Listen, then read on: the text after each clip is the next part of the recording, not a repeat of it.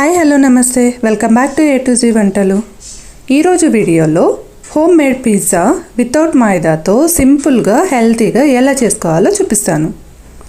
ముందుగా ఒక mixing bowl తీసుకొని అందులోకి 1 కప్ రాగి పిండి, 1 కప్ గోధుమ పిండి, కొద్దిగా సాల్ట్ అండ్ ఆయిల్ వేసుకొని కొద్దిగా వాటర్ వేసుకుంటూ చపాతీ పిండిలాగా కలిపేసుకోండి.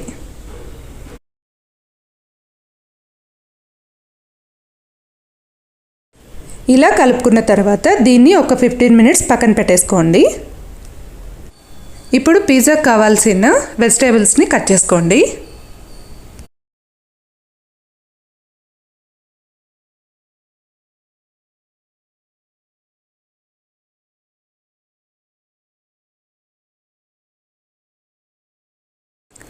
నేనైతే క్యాప్సికమ్, క్యారెట్ అండ్ ఆనియన్ తీసుకున్నాను. మీకు కావాలంటే ఇంకా వెజిటేబుల్స్ యాడ్ చేసుకోవచ్చు. ఇప్పుడు ఆల్రెడీ కలిపి పెట్టుకున్న ఈ పిండిని తీసుకొని ఇలా రౌండ్గా రోల్ చేసుకోండి.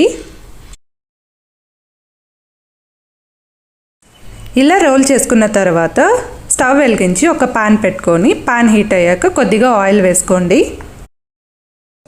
ఇప్పుడు రోల్ చేసి పెట్టుకున్న పిండిని పాన్ పైన వేసి 1 నిమిషం పాటు వేడి చేసుకోండి. తర్వాత దీనిపైన ఆయిల్ అప్లై చేయండి. ఇలా ఆయిల్ అప్లై చేసిన తర్వాత ఫ్లిప్ చేయండి. ఇలా ఫ్లిప్ చేసుకున్న తర్వాత దీనిపైన ఫోర్క్తో ఇలా హోల్స్ పెట్టేసుకోండి. తర్వాత పిజ్జా సాస్ని అప్లై చేయండి. ఇలా మొత్తం అప్లై చేసిన తర్వాత దీనిపైన కొద్దిగా చీజ్ అలాగే కట్ చేసి పెట్టుకున్న వెజిటేబుల్స్ని వేసేసుకోండి.